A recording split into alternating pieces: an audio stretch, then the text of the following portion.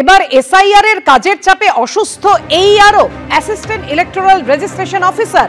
অসুস্থ চণ্ডীপুরের এইআরও ভর্তি রয়েছেন কলকাতার ইনস্টিটিউট অফ নিউরো সায়েন্সেসে। পিংলা বিডিও অফিসার কর্মী, চণ্ডীপুরের হাঁসচড়ার বাসিন্দা। কি কারণে অসুস্থ, কি খবর পাওয়া যাচ্ছে জানাবেন আমাদের প্রতিনিধি বিটন চক্রবর্তী। জানো বিটন, কি অভিযোগ? দেখো পাপিয়া, এই আরও যিনি হচ্ছে সুপারভাইজার হিসেবে পিংলার যে বিডিও অফিস এলাকা রয়েছে সেখানে তিনি কিন্তু এসআইআর এর কাজ পরিচালনা করছিলেন এবং তার যেটা সহকর্মীদের দাবি যে এসআইআর এর কাজে প্রচন্ড প্রেশার ছিলেন এবং তিনি আজকে কিন্তু বাড়িতেই ছিলেন। সকালবেলা তার যেটা আত্মীয়রা জানাচ্ছেন হঠাৎই তিনি অসুস্থ হয়ে পড়েন, মাথা ঘুরিয়ে পড়ে যান। তারপর কিন্তু তাকে জলটল দিয়ে শুশ্রূষা করার চেষ্টা করা হলো, তার সেখান থেকে শরীর খারাপ হতে শুরু করে এবং তারপরে তাকে কিন্তু তমলুকে যে তাম্রলিপ্ত মেডিকেল কলেজ হাসপাতাল রয়েছে সেখানে ভর্তি করানো হয়।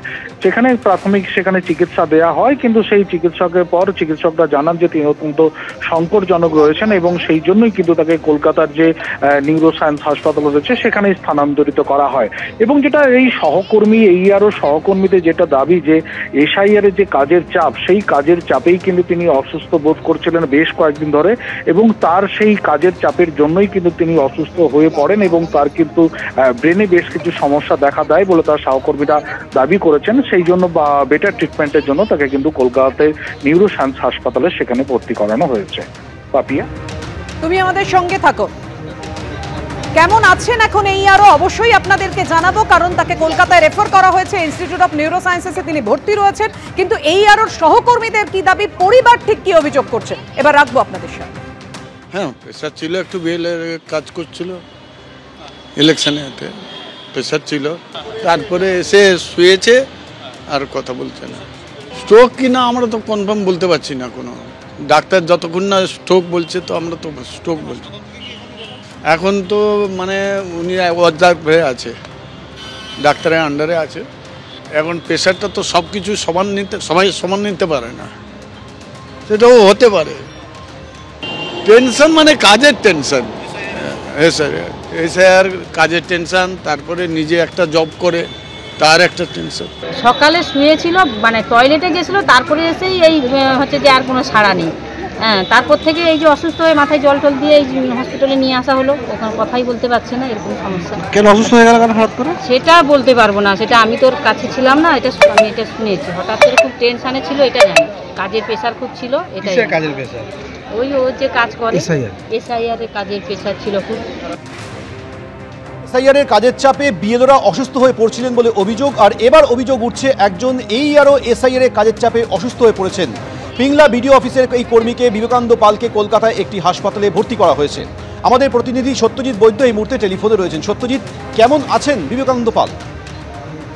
দেখো রবীন, প্রায় ঘন্টাখানেক আগে তাকে আনা হয়েছে পিংলারে এই আরোকে। তার পরিবারের সদস্যরা সঙ্গে রয়েছেন এবং কলকাতায় আনার পর তাকে এই নিউরো সায়েন্সে ভর্তির জন্য বেশ কিছুক্ষণ অপেক্ষা করতে হয়েছিল। যেমনটা পরিবারের সদস্যরা জানাচ্ছেন যে বেশ কয়েকদিন ধরে তিনি টেনশনে ছিলেন এবং সেই টেনশনের কারণে এই অসুস্থতা হতে পারে। সকাল ভোর 5:30 নাগাদ তিনি অসুস্থ হয়ে পড়েন এবং তারপর থেকে তিনি স্থানীয় হাসপাতালে নিয়ে যাওয়া হয় এবং শেষ পর্যন্ত কলকাতায় নিয়ে আসা হয়। এই মুহূর্তে তাকে কিন্তু ভর্তি করা হয়েছে, তবে সংকট যে কাটেনি তা কিন্তু পরিবারের সদস্যদের কথাতে স্পষ্ট।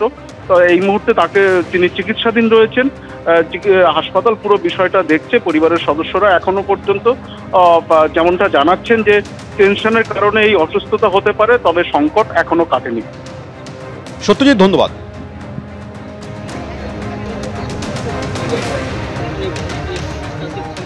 অর্থাৎ একদিকে আপনারা শুনলেন চণ্ডীপুরের এইআরও, তিনি এসআইআর এর কাজের চাপে অসুস্থ হয়ে পড়েছেন বলে তার পরিবার দাবি করছে। অন্যদিকে এক বিএলও, তিনি অসুস্থ হয়েও এসআইআর এর কাজ করে যাচ্ছেন। পূর্ব বর্ধমানের ভাতারের ছবি আপনাদের সামনে রেখেছি। এসআইআর এর কাজের চাপে অসুস্থ হওয়ার অভিযোগ পরিবারের। অসুস্থ হওয়ার পরও ফর্ম ডিজিটাইজেশন সহ অন্যান্য কাজ তিনি চালিয়ে যাচ্ছেন। 19 নম্বর বুথের বিএলওকে গুসকরা প্রাথমিক স্বাস্থ্য কেন্দ্রে ভর্তি করা হয়েছে। চিকিৎসায় সুস্থ হয়ে সকালেই ফের বিএলওর কাজে যোগ দেন রমেন্দ্রনাথ রায়। কাজের চাপেই অসুস্থ হয়ে পড়েছিলেন, অভিযোগ বিএলওর পরিবারের। একদিকে এসআইআর এর কাজের চাপে অসুস্থ হয়ে পড়েছেন এইআরও, এমনটাই অভিযোগ এইআরওর পরিবারের। অন্যদিকে অসুস্থ হয়ে এসআইআর এর কাজ করছেন বিএলও অসুস্থ হয়েও এসআইআর এর কাজ করে যাচ্ছেন।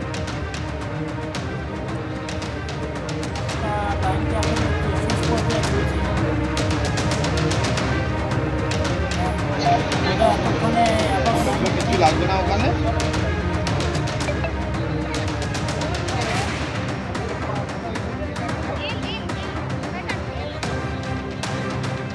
অসুস্থ হওয়ার পরও পূর্ব বর্ধমানের ভাতারে এসআইআর এর কাজ করে যাচ্ছেন বিএলও। কি খবর পাওয়া যাচ্ছে, পরিবারের তরফ থেকে কি বলা হচ্ছে, জানাবেন আমাদের প্রতিনিধি কমল কৃষ্ণ দে। কমল।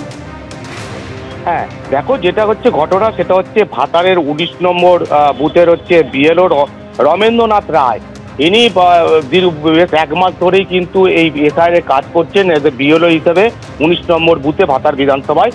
কিন্তু কালকে রাত্রি বেলাতেই উনি হঠাৎ করেই মাথা ঘোরা এবং বমি নিয়ে অসুস্থ হয়ে পড়েন এবং গুসকরা যে প্রাথমিক স্বাস্থ্যকেন্দ্র, সেই প্রাথমিক স্বাস্থ্যকেন্দ্রে তাকে ভর্তি করা হয় এবং ভর্তি করার পর আজকে সকালবেলা তার অবস্থার উন্নতি হওয়ার পর তাকে কিন্তু হাসপাতাল থেকে ছেড়ে দেওয়া হয়েছে।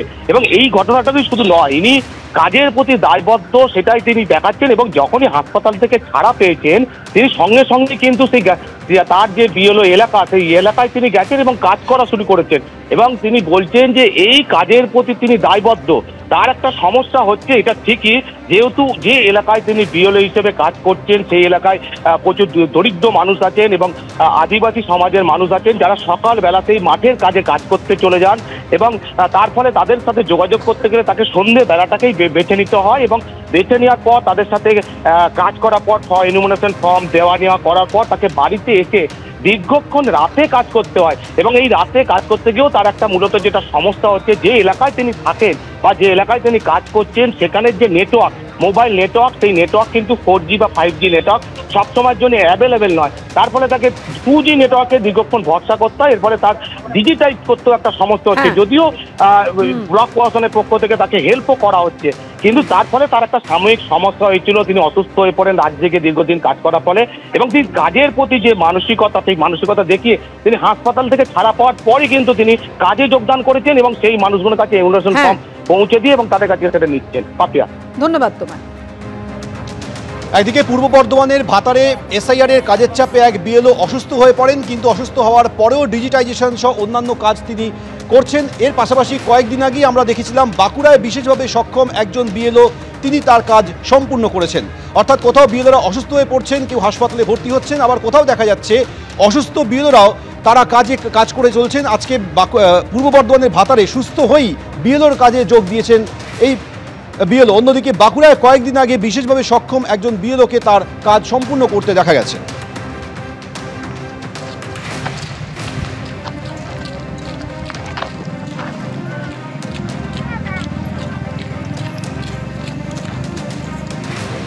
এবিপি আনন্দ, এগিয়ে থাকে, এগিয়ে রাখে।